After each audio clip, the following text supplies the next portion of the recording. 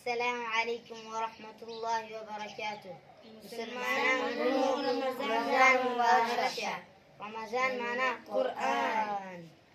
رمضان معناه صدقة. رمضان معناه خيرات. رمضان معناه عفو. رمضان معناه تراويح. رمضان معناه خدير عبادات. رسول الله صلى الله عليه وسلم برمضان خدير عبادات كول او امت هم دير عبادات كول توسيع کړی ده.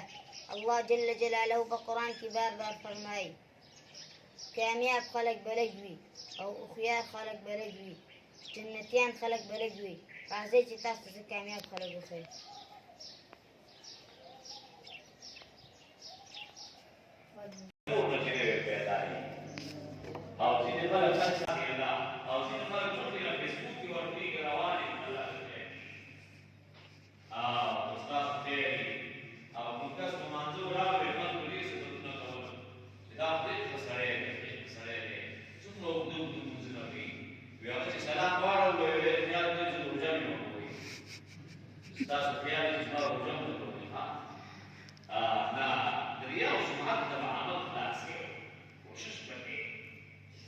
Today